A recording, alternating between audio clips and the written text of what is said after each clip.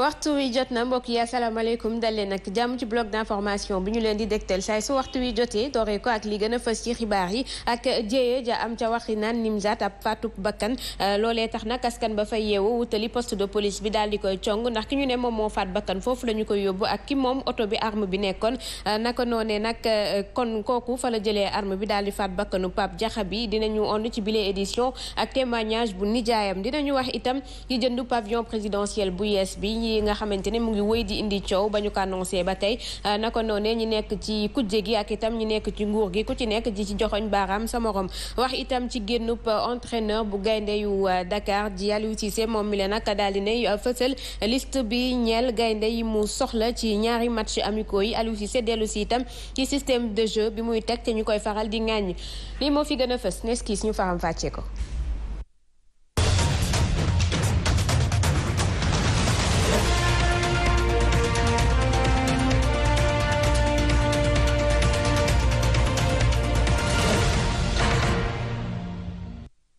xibaar yi dinañu ko jukki faram fàccee ko ànd ci ak Abdoulaye Mbow El Hadji Mansour Diop ak itam ñeneen waaye laata loolu dañuy ñëw ànd ak Asma Hadija ci seen météo.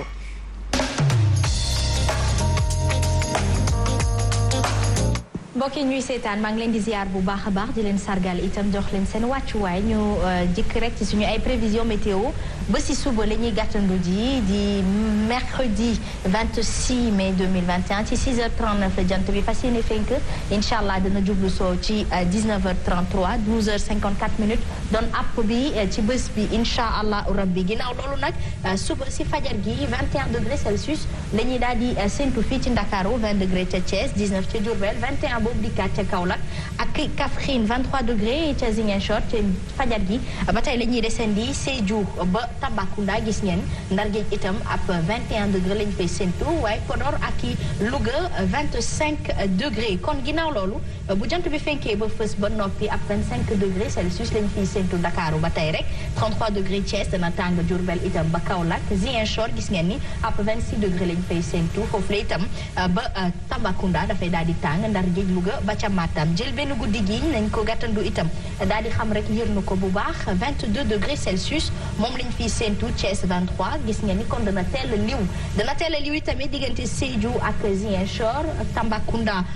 Kolda ak Kédougou ba tey dafay wëy di tàng en début de soirée Podor Louga ba ca Matam gis ngeen ba tey dafay wëy di tàng ci début de soirée bi Ndar Géej dana féex loolu sax ak lii di 22 degré kon ginnaaw loolu ci 2h21 minutes la ñuy jot géej gu fer bu njëkk suba nag ci 14h48 ñu jotaat beneen yoon mu daal di feraat dana fees itam ñaari yoon ba ca njëkk suba la ci 8h39 waaye tamit 20h57 minutes mu daal di feesaat beneen yoon li moo nekkoon les prévisions météo ba ëllëg incha allah.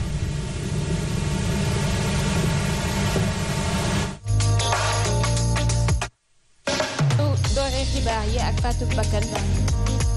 ak ab raxaskatu oto moom moo doon xeex ak menuisier naka noonu raxaskatu oto bi ubbi oto ba mu doon raxas jël fa benn arme daal di tiré ci menuisier bi di Pape Diakha bi amoon lu tolloog fukki at ak juróom-ñaar raxaskatu oto bi moom di wuyoo ci turu Alassane Sy am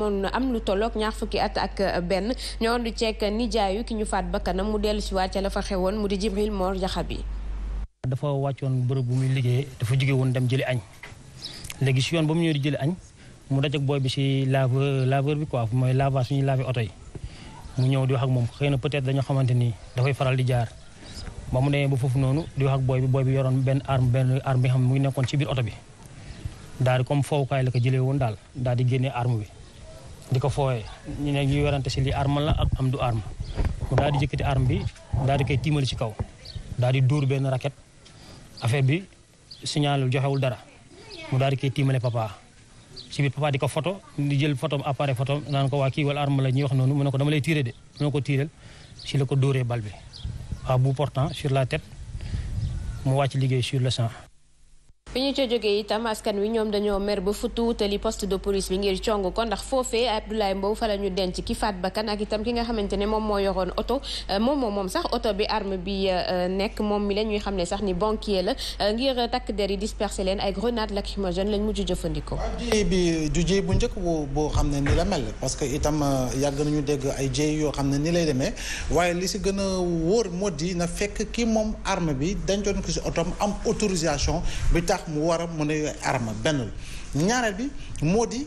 boo yore ngànnaay defe naa ba dugal ko ci oto gaare ko ba ñu koy raxas war nga jël matuwaay yi war nga war a mën a tëj arme bi boo taagaa day am caabi nga xool noo ko mën a aaree waaye nag doo jël li nga xam ne moo di gànnaay teg ko à la portée d'un jeune bi nga xam ne innocent la xamul jël ko war ko mën a foowee ba rey si wala ba faat si bakkan boobu donc dañ koy ñaawlu waaye li si mën a am moo di nañuy fexe bi nga xam ne lépp li nga xam ne ngànnaay la ku koy yor na fexe mu am autorisation bu amee autorisation itam biir kër ga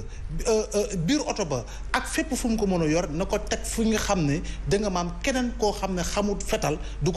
si mën a jot def naa ne loolu la ñu war a gën a sensibiliser surtout nag bu ñuy jox port d'arme war ñu sensibiliser nit ki bu baax si utilité arme bi waaye tam si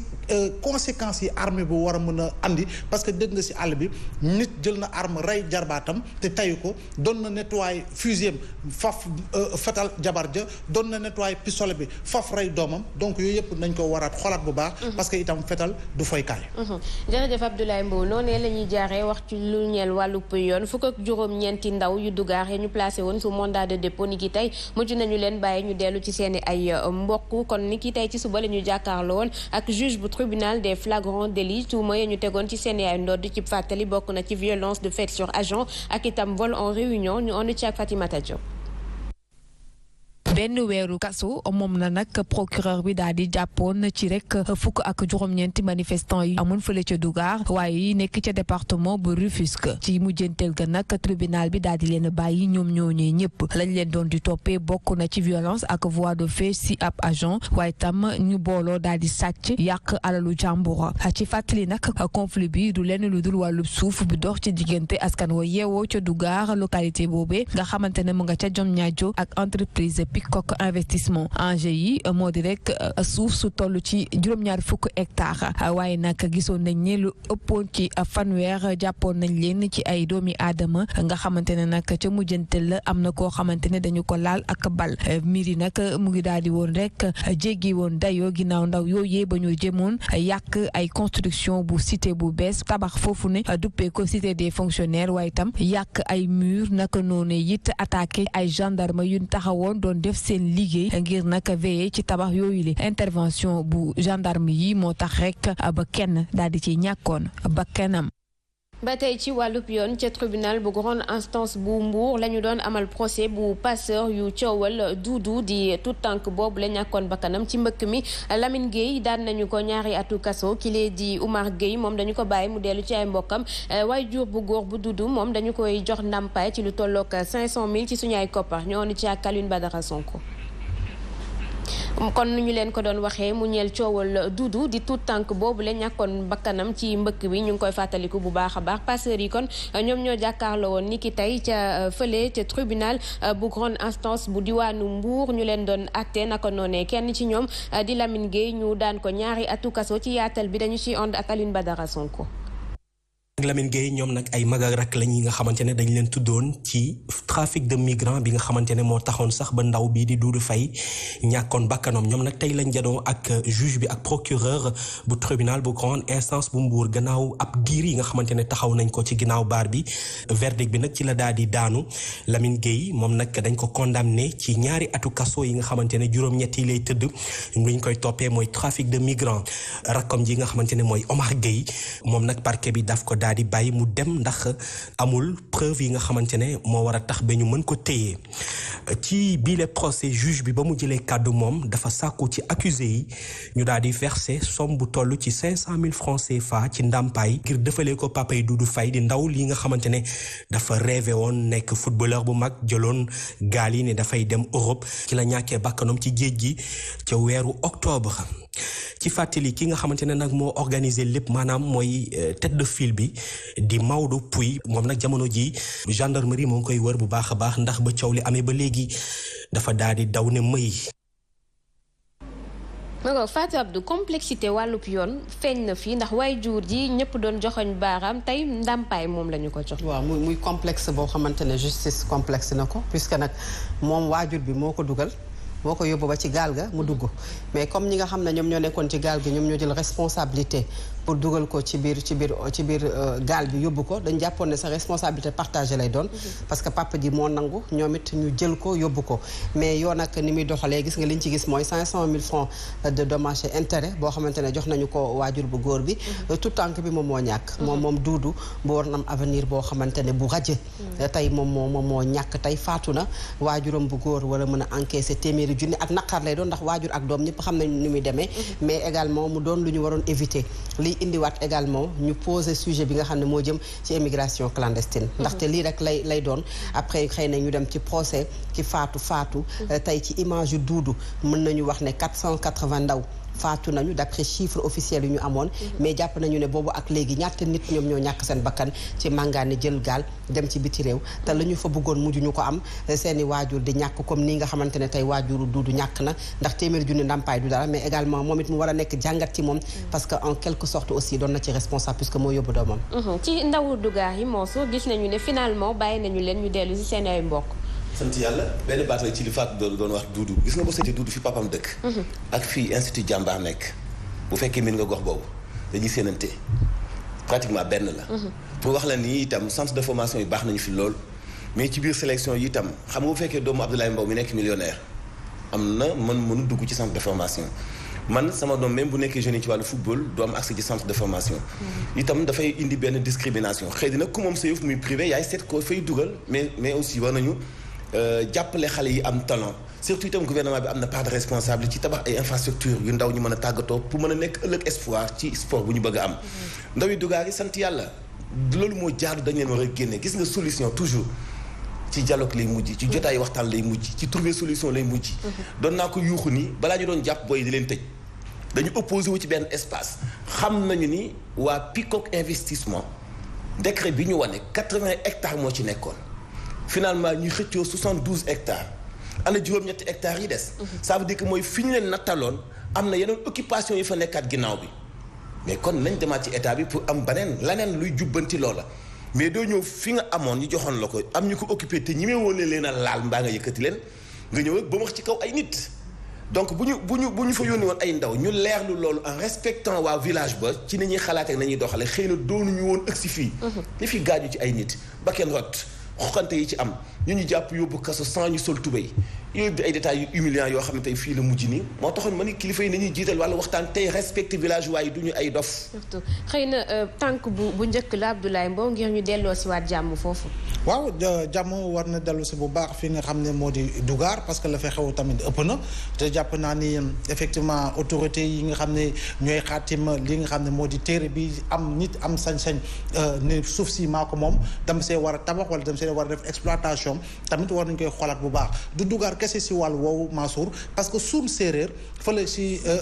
fële nga xam ne moo di aéroport international Blaise Diagne villageois yu fa nekk tey ji nii ñu ngi am jafe-jafe si lu toll si 72 hectares nee nañu ñoom am nañu projet boo xam ne dañ si lëkkaloo ak ay partenaires war si nekk ay actionnaires mu nekk une innovation mu nekk smart city buy cité intelligente te tey ji nii ñoom ñu ngi jiiñ autorité aéroportière yi dañ see bëgg teg loxo da nga maam tabax fa seen ay yëfu bopp donc du foofu kese tam du suum séeréer kese boo demee feneen ak feneen si goxaan yooyu nekk dans la région de Thiès wala dans la région de Dakar wala si beneen goxaanu Sénégal def naa ni même coow la def naa ni nag war nañu mën a andi saafara te saafara bi du lenn lu dul waxtaan comme ni ñu koy waxee réew duñ ko pencoo duñ ko paccoo dañ koy pencoo donc nañu jiital pencoo bi ngir mën a andi li nga xam ne moo di dal. parce que itam rapport yu bari mi ngi firndeel ni conflit yu ëpp si atum kii 2000 si 21e siècle bi si wàllu suuf lay jóge te particulièrement en Afrique te Sénégal war na si boppam bu baax. ñu wàddu nag jëmale ko ci leneen ñeel yëngu-yëngu ba amoon ca biir Sen'Eau ndax liggéeykat yi ñoom ay brassard yu xonk la ñu takkoon ci bésu tay bi ngir fësal seen ñàkk kontaan jëmale ko ci direction ba brassard yu xonk yooyu la sax moom la ñu dalale woon jëwriñ bi ñu dénk wàllub ndox ak assainissement ndax dafa demoon doon leen nemmeeku waaye nag taxul Serigne Mbaye Thiam nangu amal ab ndaje ak ñoom loolee nag teewul ñoom itam liggéeykat yi la ñu sumb ñu jël dogal ni dinañu ko yeggali ba am ca cappaandaw ga la ñu ca bëgg ñu am ko ñoo du ci Alassane Balde. ci tukki nemmeeku moom doon amal niki tey ca direction générale bu Sen'Eau jëwriñ bi ñu dénk wàllu ndox mi di sëñ Mbaye Thiam nag moom nanguwut a dajeek ñi nga xamante ni mooy yenn ci liggéeykat takkoon ay morsoy xonk ngir teeru ko waaye wane seen naqar. daal loxo rek dugg waaye yaakaar naa ne gis nañu waaye bu fekkoon ne am noonu dara lu ñuy nëbb bu fekkoon ne seen ay pexe jub na bu fekkoon ne ñu ngi traité seen personnel na mu waree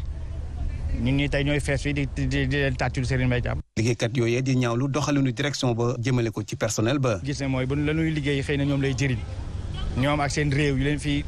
fa nu bokk waaye ñun Sénégal yi di liggéey ci kër yi ko naatal di taaral kër yi ñu gisul suñu bopp ci liggéey bi commencé di ko wàññi di ko salfaañe bëri na nag bu ñu fi joxoon di ko lim du jeex. naam ministre bi dale na du moyu liggéeykat yooyu le tey lañ gën a taxaw rek ngir wéyal xeex bi. waaw lu ñu fa indi proposition lu leer nañ ñu satisfaire bu ñu ko defulee ñu wan leen lan doon wan rek nee nañ ñu fi nekkoon comme entreprise. suñu sukkandikoo ci ki yor kaddu yi direction ba xam ne nañ ne yéeguñu yàbbee ci mouvement d'humeur bu ni mel ba tax sax lii di presse bi nangu ñoon ñu bokk ci boobu leen ndaje. mu ngoog muy xëccoo buy am tout le temps Fatou Abdou ci diggante liggéeykatu Sen'Eau yi ak direction bi du jeex. waaw du jeex parce que Sen'Eau dafa am ñaari problème yu mu am problème ak ñi nga xamante ne ñoom ñooy consommer ndox mi ci jafe-jafe yi nga xam ne dinañ ko am. pour am ndox boobu nga xam ne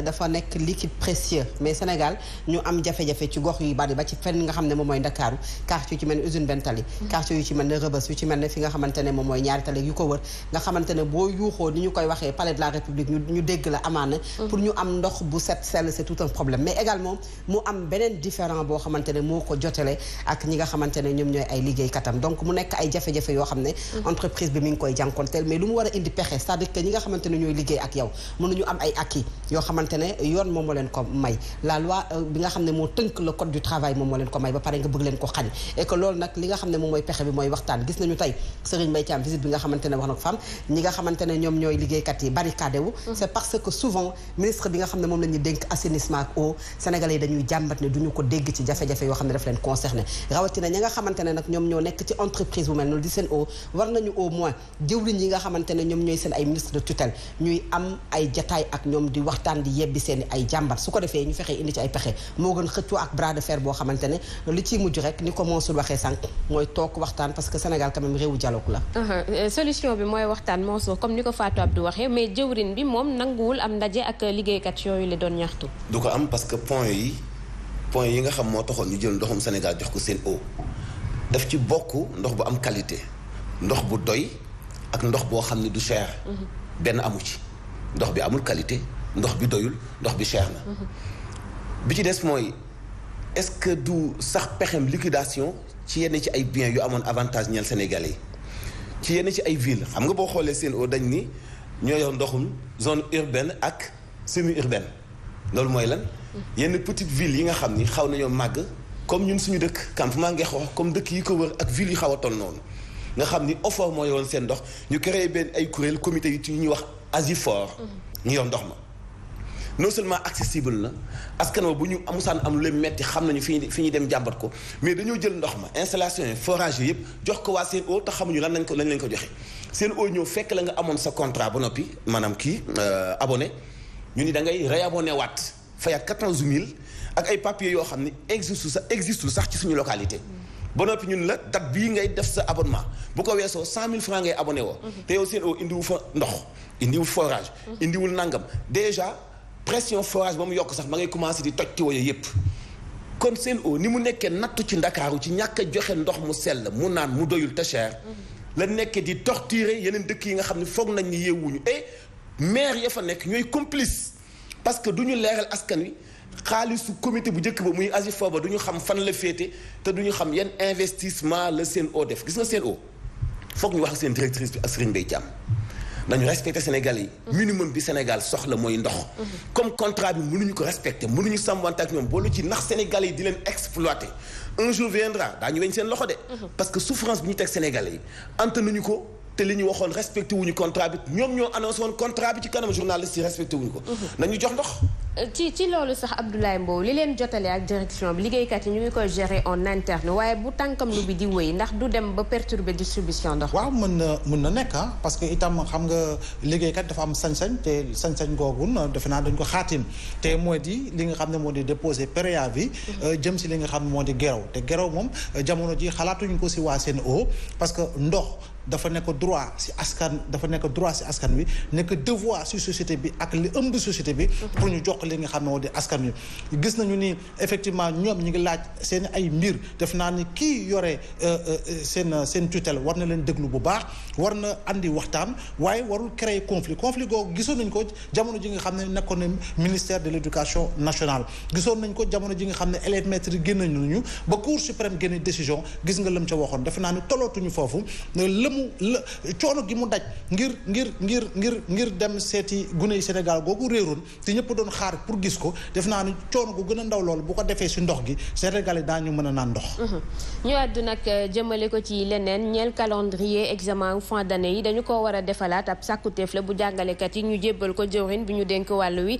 ngir daal di dabbu waxtu yi nga xamante ne dafa le rëccoon ndongo yi ñeel jàngoroy coronavirus ak itam yeneen perturbation yu jotoon a am Union démocratique bi ëmb jàngalekat ci nag ñoom di ko rafetlu bu baax a baax boobulee option bu ñu sukkandikoo ci secrétaire général bi sekkoon ab waxtaan ak Abdoul Aziz Sow Dabax. examen fin d'année yu ñu na ma toxal seenu app waa UDEN ne gisuñu ci benn problème lu soxal secrétaire général national bi mooy lépp ñu teg ko ci intérêt élèves yi. jàpp ne soloy école mooy fexe ba xale yi li ñu war a jàng ci at mi ñu mën ko matale mais ñi nga xam ne ñoom la fi yàlla teg te ñoom ñoo yore en charge l'éducation ñu nekk ay techniciens yu xarañ mais bu ñu demee ba constater que ne waxtu yi ñu war a def matale wuñ ko programme bi jeexut damaa yaakaar ne li nga xam ne moo war a nekk mooy fexe ba xool nu ñuy fexe ba organiser ba xale yi mën a jeexal seen programme def seen examen ci jàmm ak salaam pour matale at mi. ak nawet bile mbaa yenn épreuve yi du dajeeg muy taw Abdourahmane Gueye di ci rafet njort. li am solo mooy daaw dund nañ ko am na njàngit mun ci def. nañu fexe ba njàngit boobu ñu ci defoon ñu jël ko jëriñoo ko ba nga xam ne ren xëy na jafe-jafe yi ñu amoon daaw ñu bañ ko am. lu soxal waa UDEN mooy élèves yi pare seen programme niki noonu ñu amal examen ci anam yu mucc ayib. solution la Mansour ci waxtu yi ndongo yi ñàkk yu bari laataa ñoo dem ci examen yi. mu ne. ci waxtu yi nga réaménagement calendrier examen yi ndax nemmeeku nañ ni am na heure yu bari yu ndongo yi ñàkk ndax jàngoroy coronavirus ak itam sax yeneen. waaw parce que dégg nañu li nga xam ne moo di yenn ci syndicat enseignants yi waxoon ni effectivement date bi nga xam ne jàpp nañ ko pour jëm ci l'examen bi nga xam ne moo di baccalauréat dafa nekk date boo xam ne du date bu baax date googu nag mun na andi ay gàllankoor par rapport ak résultat yu ñuy xaar mais jàpp nag war nañu def réaménagement ba nga xam ne ndongo yi daañu gën a mën a séntu li nga xam ne moo nekk ci biir tër yi gën kaa mën a maîtriser laata ñuy dem examen waxuma sax examen laata sax ñuy dem composition parce que itam am na composition gi nga xam ne des na ci laata école di tëj pour yenn écoles yi baccalauréat bi nga xam ne moo jiitu di bac nu ñu koy waxatee sax bac non économique xawma pour série yi nga xam ne ñooy def wàllu koom moo jiitu te def naa ni yàggatul bac bi nga xam ne mooy bac général c'est au mois de juillet te enseignants yi seen wàllu bopp ñu ci bari bokk waxuma ñëpp mais ñu ci bari bokk ñu ngi sàkku pour ñoom ak ministère bi ñu trouver beneen canevas beneen yoon goo xam ne daañu mën a reculer date googee ba nga xam ni ñoom élèves yi nga xam ne ndongo yi daañu mën a gën a mën a ñoŋal li nga xam ne moo di xam-xam gi nga xam ne soxla nañ ko laata ñuy dem ci examen yooyu waaye réménagement moom soxla nañ ko parce que itam comme ni ñu ko waxee corona bi am na lu bari yàq na ko ci am na yeneen perturbation yoo xam ne laalewul corona donc loolu yëpp dafay am impact ci li nga xam ne moo di jeexital ci njàngum li nga xam ne moo di gune yi nekk ci daara yi. firndeel ni ndongo yi parewuñu Fatou Abdou. ndongo yi parewuñ dina leen arrangé. parce que nag li ñu doy jooy boobu ba tey mooy ndongo yoo xam ne dañuy def examen te ay na duñu am niveau bi seeni waajur di tiit même ñoom dañuy dem nga gis examen yoo xamante ne résultat yi comme bii passé ñuy wax ne dafa yomb trop parce que dañu tenir en compte li nga xamante ne mooy épidémie bi fi nga xam ne moom moo fi am muy mbas bi. mais nag bu ñu fàtte ne Sénégal à partir du mois de juin wala juillet d'habitude day tàmbal di taw te gis nañu daaw examen yi ay ndongo yoo xam ne dañu ko def ci biir ndox mi ay classe yoo xam ne ndox mi dafa dem ba yegg ci table yi daanaka ñi nga xam ne ñooy jàngale ak ñi doon def examen yi di yéeg ci kaw ñoo xamante ne pour ñu ñibbi dem seen i kër añi c'est tout un problème dañu mujj des ci classe yi te Sénégal nag li mu am ci abri provisoire kenn xamul ni mu toll Dakar la ñu gis mais am na gox-goxaat yoo xam ne dinañu teel a taw seen taw bari na te école ya fa nekk amul mur amul li nga xamante ne moom moo ko wër ci kaw ngir bu taw ñëwee ñu mën leen a protéger loolu nag état dañuy wax ne dafay prévoir bu fekkee jël nañu dogal bi ma am yaakaar ne xool nañu bu baax loolu nga xam ne paramètre la mais bu ñu ko xoolee bu baax aussi bu ñu ko bàyyi ñu topp ko bu baax a baax ngir examen yu ñu jëm xale yi di bañ a am tiitaange wala muy jaxasoo ci taw boo xamante ne mën na leen ko yàqal ëllëg. ñu àddu nag jëmale ko ci xibaar bi root ni kiy démb bu ñëpp di ko waxtaanee mu di avion présidentiel bu yees bi nga xamante ne dañ koy jënd ñuy xam ne ni kon boobule dépense day jalgati démocratie bu réew Sénégal bu ñu sukkandikoo ci Assane Ba bokk ci comité directeur bi moom mi le nag mu ngi xam ne ni koppar yooyu ñu def ci avion bi mënoon nañ ko def ci utal ndaw yi ay xëy def ko ci wàllub wergu yaram ak itam wàllub éducation ñu ondi ceeg moom. mooy mbetteel ak gàcce avion baax na trop waaye nag fi réew mi toll ci ñàkk ak ndóol priorité bi tey dafa waroon dem ci njàngum xale yi nga xamante ni ñooy fi di toskare duñu mën a feeku seen bés lu dul di jàmbarloog alkaati buntu université priorité bi tey moo waroon nekk ni ñàkkum xëyu xale yi priorité bi tey moo waroon nekk tey ñuy lijjanti hôpitaux yi ba ku feebar mën a faju te du seer priorité bi tey mooy chômage bi nga xamante ni moo tax xale yi di fippu toskareen leen ñoom ñëpp ñu sonn ñu jël gaal yi di dee ci géej gi ñu arrêté loolu lañ doon xaar ci gouvernement bu Macky Sall ak ñooñam. moom neneen la ñu ko jëlee ku ci mel ni premier vice-président ci assemblée nationale moom jàpp na ni jënd avion bu yees dafa jot ndaxte avion bi nga xamante ne moom la njiitu réew bi di jëfandikoo dafa màgget dafay kon saay su ne di dem ji li luwe ji kon bu jëndee bu bees boo xamante ne daanaka bu mucc ayib la dina tax ñu mën a économiser koppar gu baree bari ñu ondu ceeg moom Abdou Mbow. jafe-jafe yi looloo tax président ne nañu jënd avion parce que di louer avion saa bu président di tukki wala nga jël avion bu màgget bi fi nekk di ko révisionner loolu alal ji muy indi boo dee xool mën naa jënd ñaar ba ñetti avion sax lii dafa doon loo xamante ne lu am solo ba pare ba ñuy enclencher procédure yu jënd avion bi 2019 kenn waxagul waxu coronavirus. ba pare budget ministère des forces armées foofu la ñuy jëlee alal ji nga xam ne moom la ñu fayee avion bi. parce que dégg naa ñenn ci sama collègue yi naan non assemblée nationale autorisé wuñu président pour mu jënd avion boo nekkee député nekk kilifa ñu jox la baat balaa ngay ibbi sa gémmiñ di wax loo xamante ni maîtriser woo ko je pense que nga laaj ba pare ñu wax la nga doog a wax. laaj googule sax forum civil moom la ñu def ndax li ñuy sàkku mooy ñu fësal terme marché bi ndax Birahim Seck moom mu ngi sàkku ci corps de contrôle yi ak gouvernement bu Sénégal mu saisiru ci dossier bi daal di leeral askan wi lépp lu ñeel marché bu jëndub avion boobule moom sax dem na ci lu gën a sori di xam ne ni li ni mel ab crime la ci jamono joo xamante ne ci wàllub wérgu yaram dañu am ay jafe-jafe rax ci doole ñu nekk itam ci guuta ci wàllub koom ñu ondi ceeg moom. avion bu Macky Sall jënd na ko leeral askan wi ndax xaalis bi moomu ko waa forum civil lii lañu xaar ci nguur gi. yëfu sénégalais yi damay fàtte ne avion présidentiel muy auto présidence muy këram ak léppam askan wi ñoo ko moom wax ma lu jënd boppam de mais lu jënd suñu xaalis askan wi moo ko moom. lan la ñu jëlee xaalis bi lu tax ñu jënd avion ak contexte bu ñu nekk ak crise économique question yooyu la ñu samp. te ñu ngi xaar nguur gi indi ci leeral. muy contrat de partenariat muy concession muy marché public dafa am ay textes yu ko créé. nañu arrêté na xaate bu ñuy def askan wi te wane fu ñu jaar ngir commander avion bi waa forum civil loolu la ñu xaar. bu ñu jàppee askan wi ñoo xam ne xamuñu bu ñu jàppee askan wi ñoo xam ne dañoo war a wekk sénégalais yi. parce que xaalis bi ñuy jëndee moomuñu ko. acte criminel suñu sukkandikoo ci waa forum civil ñu ngi woowaat nguur gi affaire avion njiitu réew mi na leer te nañu ko teg ci yoon. ndax yoon la Abdoulaye Mbow ñuy nëbb njëgu avion bi même bu fekkee wàllub sécurité ñoom lañu teg ci table. waaw secret défense bu dee dañu ne secret défense nañu ne avion bi am na missile yoo xam ne mu ngi ci biir avion bi te kenn du gis ñu ne secret défense la avion bi am na chaise goo xam ne président bu ci toogee bu bësee bouton day soppaliku beneen avion mun nañu ne secret défense la donc loolu moom dañ ko tegee ne la waaye au nom de la transparence au nom du fait que yow da nga jënd avion bi te institution bi koy jëndal te institution bi dafay incarner li nga xam ne moom di l'état boo ko jëlee dans un cadre plus général yow ak Fat Abdou ak man ak keneen nous sommes l'état également donc foofu nag njëg waruñu fa war a nëbb li nga xam ne war a njëg bi nañu wax njëg bi léegi nag la nekk ci biir avion ba ak lañ cay yokku ak yenn modalité yi salon ñaata salon la ak yooyu président bi bu toogee lan ak lan yooyu mën nañ koo sax bu leen neexee ñu téye ko ñu ne secret défense waaye nag dafa am benn prix standard boo xam ne au moins ñun soxla nañ ko xam askan wi soxla na ko xam ngir ñu mën a xam effectivement ni avion bi lii la jar te jëgul ci njëg bi nga xam ne du su poste président def naa ne ci poste askan wi lañ ko jëndee donc loolu rek la Sénégalais yi di laaj def naa ne organisation yi wax ak yeneen yu wax yëpp loolu la ñu wax duñu ne jënd avion déedéet dafa araam déedéet araamul waaye dañoo nekk ci contexte bu particulier boo xam ne président dafa àddu benn ñaar ñett ak lu bari yoon wax ni effectivement fu ñu nekkee ni koom gi suuxat na entreprise yi ñu ngay sëqat koomu Sénégal mu ngay sëqat am nañu déficit li nga xam ne ci wàllu budget la ak yeneen donc du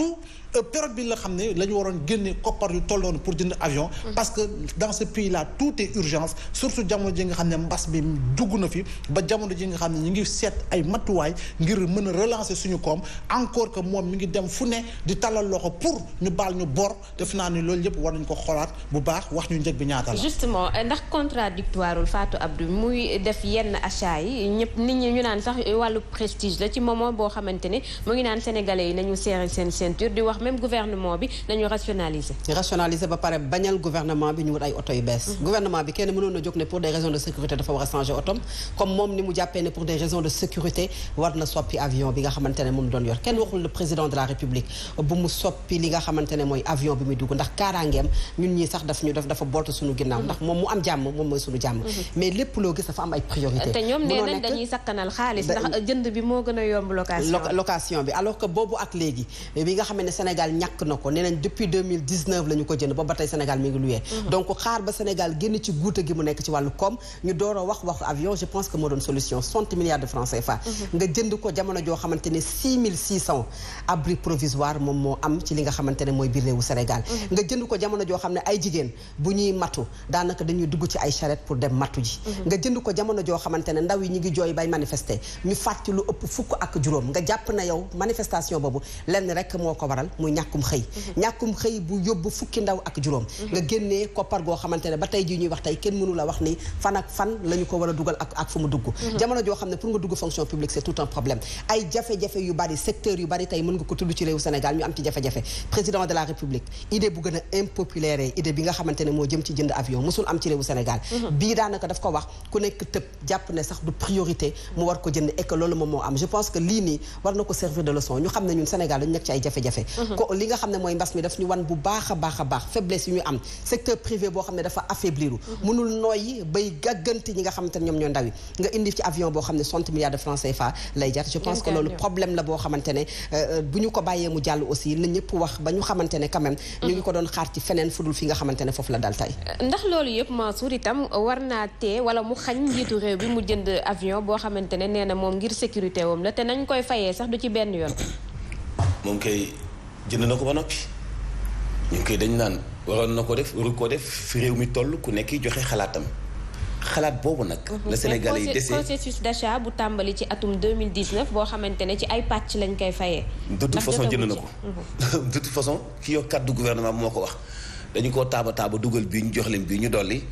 comme que la baa nit yi mënte am yëpp jënd na ko ok loolu la ñuy annoncé ñaata la ko jëndee xëy na préciser wuñ ko c'est pas important démb bi 17 heures di jot la benn sage-femme taxaw sama buntu kër di wax bay jooy ci nombre de femmes yi muy tiim ñuy am doom di dee mu am yéene am ambulance diggante ma bu Rosso gi toll ci 113 kilomètres ou 103 kilomètres ay femmes yuy dee ndax dañu ëmb mu bëgg leen a évacuer bëgg leen a aider te mënu leen aider ndax amul ambulance ñuy dee ci kanamam moom muy jooy comme xale ndax métit boobu et ñaata ñoo nekk victime yu mel noonu bëkk démb lañu xale yi dégg naa seen jàmbat moom président xale yi dégg naa seen jàmbat dinaa fexe ngeen am liggéey ñetti ministre ki yor kàddu gouvernement bi Omar Gueye Dame Diop mi yor wàllu xëy mi Néné Fatoumata Tall mi yor wàllu xale yi ñi daañu fexe indi ñaata liggéey 50 000 xam nga liggéey bi fan la tënku defar ay pavage jëmbat ay garab xam nga pour ban durée 2 at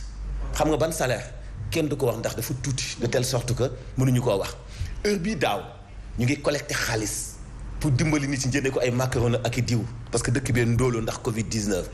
bi at mi jeexee bi ñu déchiffré Sénégal pourcentage bi ñu daa am ci taux de croissance amuñu sax 1% wala ca lay yem. et yooyu yëpp président de la République ak ñi mu àndal ñooñu ko gën a xam. avion bi da doon paanul dafa doon luy avion wala dafa doon dépanner lépp kumpay Sénégalais yi la woon. amoon na information boo xam ne gën a mën a jiitu jamono ji nga xamante ni bii privé yi ñooy exploiter suñu transport suñu jaww ji. di transporter suñu ay nit suñu air Sénégal gi di doxinu kàkkatar. d'accord sañ na ko yàlla ràpp ak jàmm te mu jikko. amiin ñu àddu jëmale ko ci leneen ñeel ab table ronde bu ñu amaloon doon ci waxtaanee jàngoroy thyroïde naka noonee nag fi ci réew Sénégal ci téeméeru jigéen boo jël juróom-ñaar fukk yi dañoo am doomu jàngoro boobule téeméeru góor boo jël fanweer yi dañu ko am ñu doon nag kon sensibiliser jigéen ñi te jëlee ko ci association sénégalaise des des maladies de la thyroïde kon ñoom ñoo amaloon boobu leen ndaje doon sensibiliser jigéen ñi ci teewaayu Ajaratu Aïcha Ñing la woon. feebaru giirug dund feebaru gollox pajam dafay yàgg. traitement bi mën na nekk au minimum en moyenne 18 mois. su fekkee ne traitement bi c'est résistant au traitement boobu boobaa dañuy choisir opérer la wala ñu defal irathérapie bi commencé léegi Sénégal. te lu ëpp ci ñoom ay jigéen lañu. 10 maladies yi 9 yëpp ay jigéen lañu ñun xamuñu scientifiquement lan la mais li ñu xalaat mooy par exemple boo xoolee bi nga xamante ne moo gën a bari mooy baso bi nga xamante ne stress moo koy déclenché peut-être nee na ñun xëy est-ce que du parce que jigéen peut-être moo gën a ñàkk mën a gérer ay stress am ko góor. seen prise en charge metti na. côté analyse yi aussi côté opération yi vraiment bëgg nañ kuñ ci jàppale daal parce que metti na trop daal parce que déjà balaa ngay opérer di nga def 2 ans de traitement yoo xamante ni il faut nga stable boo stable par yu lay doog a opérer te loolu aussi ku xamante ne amul imputation amul mutuelle day xaw a compliqué si moom. ci bés bi àdduna wërngal këpp di xeex jàngoroy golox kuréel bi ëmb ñi am jàngoro ji li ko soxal moo di gunge leen ñu mën a jotee ci paj mu wér. ci jafe-jafe yi am ci réew Mali ginnaaw coup d'état ba ñu fa amal ni ki démb boobule coup d'état nag ki nekk homme fort bu yees foofu di colonel Assimi Goïta jëm na ko expliquer muy xam ne ni président de transition bi moom dafa jalgati charte transition ya ñu fa tegoon naka noone nag boobule coup d'état njiitu Europe yi ñu ngi koy ñaawlu réew France moom di sàkku ab conseil d'urgence ab réunion d'urgence tukkee kon ci conseil de sécurité bu ONU ñoo di ceeg Safia Touba Ndiaye a annoncé avoir démis de leurs fonctions le président Bandaw et le premier ministre Mokhtar Ouane. Ces 2 hommes ont été arrêtés la veille par des membres de l'armée. Le colonel Assimi Goïta les accuse d'avoir enfreint la charte de la transition. mu ngoog ñuy jéggalu kon élément bi ci nasaraan la daal di wéy ba tey ndaxte réewub Sénégal ñoom ñu ngi topp bu baax a baax situation boobule am ci réewub Mali ndax mën naa am ay gàllankoor ci wàllub kaaronge fii ci réew mi naka noonee nag ab spécialiste ci question géopolitique di Ali Fari Ndiaye moom amoon ab entretien ak Fatoulaye Mbaye Diop moom di xam ne ni kon réewub Sénégal ndéem war nañoo jàppale réewub Mali bu baax a baax ndax soxantewuñu waaye war nañoo fexe itam daal di gën a dëgëral li ñeel suñu wàllub kaaronge nekk ci frontières yi bu ko defee loolee am foofu mën a xëy na bañ a law ba fii ci réewub Sénégal di leen fàttali kon ni ki démb le ab coup d'état amoon foofu ñu ondi ceeg Fatoulaye Mbaye Diop. Mali daal di yënguwaat ak ñaareelu coup d'état ba fa am ci dëkkandoowu Sénégal bi lee ba tax na njàqare war naa am. ndax Mali booy xool dëkk bi bu mag bi gën a jege Sénégal kaay la tudd kaay 60 kilomètres la rek mook Sénégal te kaay terroriste yaa ngi fa instabilité yaa ngi fi lépp ngi fa. jàmm ci Mali doon na loo xam ne dina amal solo loolu Sénégal. ci premier coup d'état bi pour bañ ñu sanctionner Mali économiquement ba ñu sonn gisoo fi président transition bi ñëw fi gisoo vice président bi ñëw fi pour remercier ñu. malgré loolu dañoo war a continuer di xam ne ñun. sécurité Sénégal la ñuy défendre moo tax ñuy intervenir. te it sunu réew naka la mën a dugalee loxoom ci wàllu woowee. dañu war a renforcer suñuy renseignement dañu war a renforcer suñuy présence au niveau des frontières dañoo war a fexe ba tout en continuant di développer axe économique bi am entre Mali ak Sénégal. Sénégal moom bi fekkee ne nekk na dëkk bu dal terewul li xew ca Mali di dëkkandoo mën na koo yëg ndax nag sunu réew dafa nekk dëkk boo xam ne jàmmaa ngi fi ndeem waaye nag dëkk ya ko wër lu ñuy faral di baxi bari na lool. bésu tey bi mooy journée mondiale de l'Afrique waaye nag réew yi nekk ci Afrique daanaka dañu ko soofantal bu weesoo Guinée ak Mali ñu ko def jour férié Mali nag ñoom ni ñu ko màggalee daanaka wute na ak yeneen at yi ndax dafa jamoo ak coup d'état bi ñu ondi ceeg Fatou Abdou Ndiaye. journée mondiale bu Afrique ñu koy màggal bésug tey bëgg-bëggam boole continent bu Afrique ñu doon benn waaye fexe bi lépp loo xamante ne askan la seeni ko dëkkin gën a mën a ñoñ lu ne mel nag wute lool ak la nga xamante ne mooy objectif bi li koy firndeel mooy bés bi tey dafa méngoo ak bés bi nga xamante ne coup d'état amatina ci réew bu Mali coup d'état bu réew bu Mali bi bokk na ci coup d'état yu bari yi am ci continent bu Afrique di fukki at lu ëpp fukk ak juróomi coup d'état am na ci continent bi fii ci Afrique coup d'état yi di toppante di nuroo na sax dañoo bëggoon jox pouvoir bi askan wi waaye day doon ay dige yoo xam ne duñu ko mujj jëfe benn yoon ne day mujj rek ci loxo ñi nga xam ne ñoom ñooy militaires yi te militaires yi seen bërëm waroon na nekk ci caserne yi ñuy àddu karange yi tey jii nag lu ñu nemmeeku mooy coup d'état yamlu rek ci daanelu pu njiitub réew waaye dafay dugal réew ma ci instabilité boo xam ne dina am ab diiru ay fukki at mu mel ne tey journée de l'Afrique bi war na mën a tax ba organisation africaine yi bokk na ci Union africaine CEDEAO ñu fexe ba dakkal coup d'état yi nga xam ne mi ngi am ci continent Afrique ak lépp lu mu leen mën a jaral waaye it fexe ba continent bu Afrique génn ci guute gi mu nekk. ndax bari na lool Abdoulaye Mbow te bii sax mën nañoo jàpp ni coup d'état la ci kaw coup d'état. waaw coup d'état la ci kaw coup d'état fële ca Mali muy firndeel ni rek depuis eeru Modibo Keïta ba ñuy yegsi si Alpha Oumar Konaré defe naa moom kese mooy président bi am mandat boo xam ne def na ko defaat ko daal di dem waaye booba léegi président yi fa nekk yépp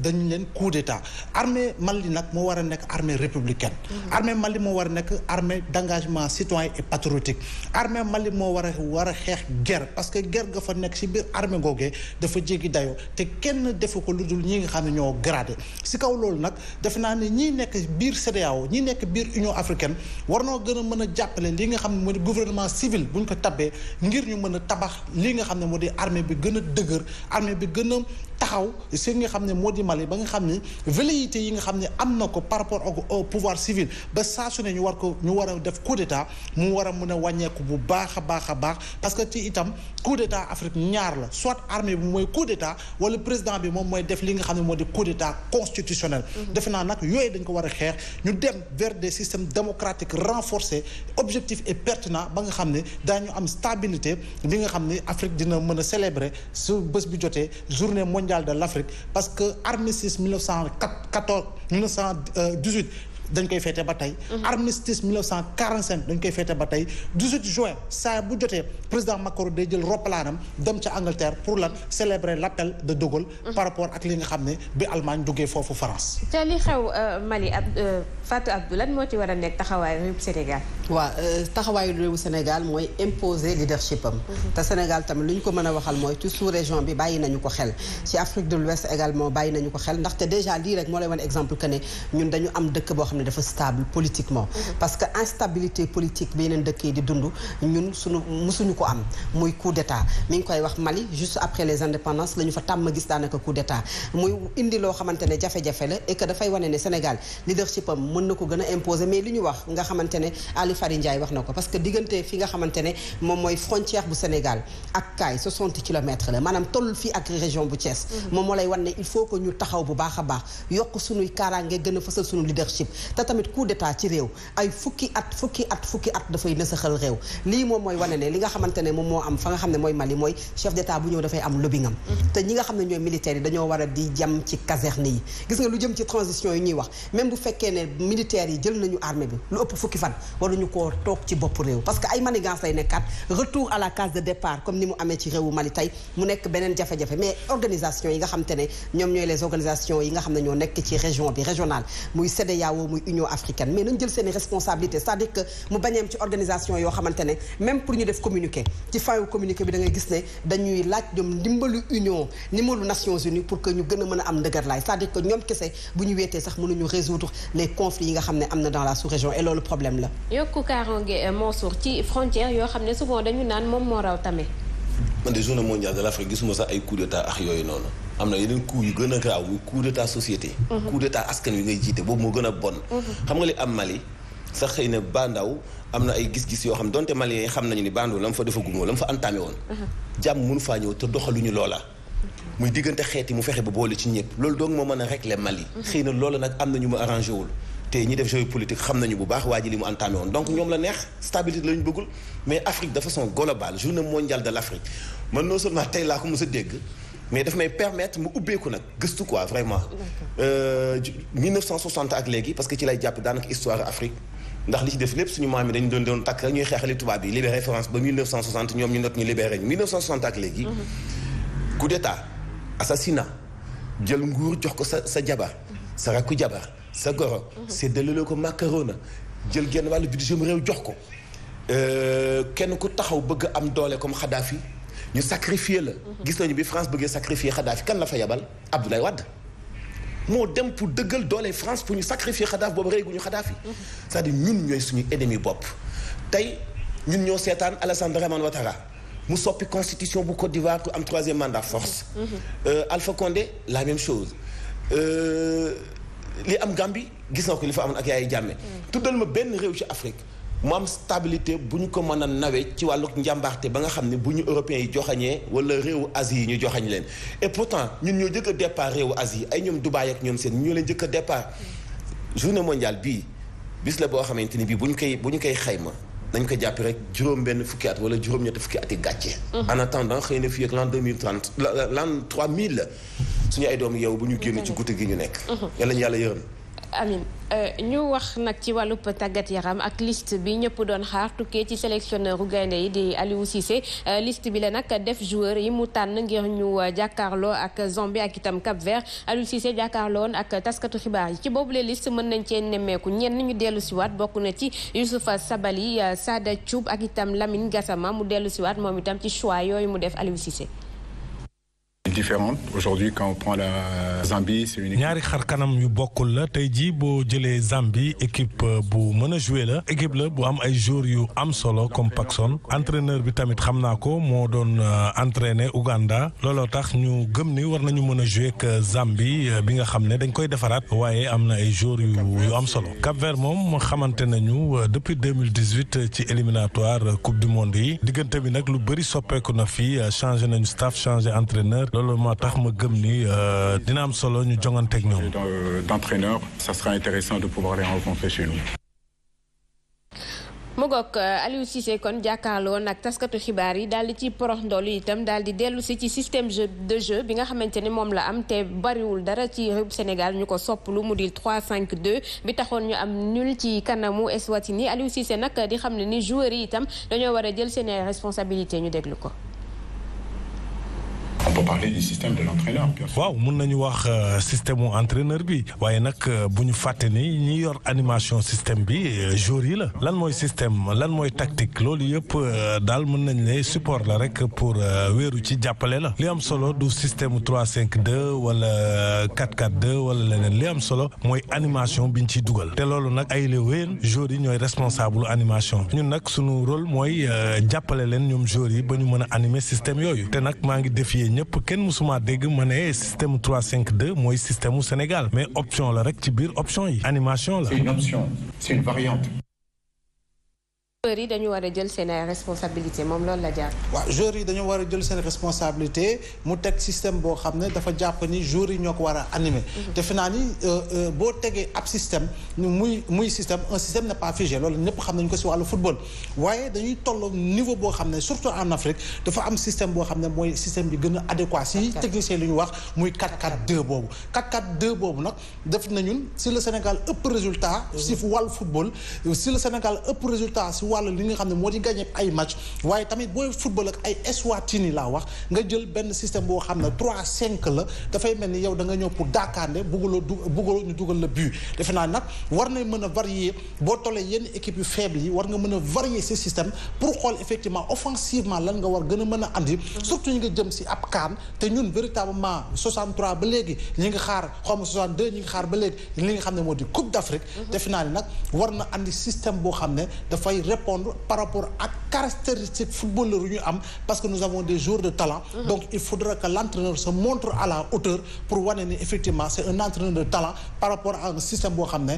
dina am efficacité. système de jeu Fatou Abdou am na lu mu ci xam. waaw bu fekkee ne nekkoo sportif sax war nga xam ne Sénégal ñun li ñuy dégg football ba tey dañuy dégg li nga xam ne mooy système de jeu 4-4-2. moom la ñu tàmm gi Sénégal li mu wax nag ne responsabilité joueurs yi je pense que entraîneur mooy jël d'abord responsabilité am yow balaa ngaa teg ay joueurs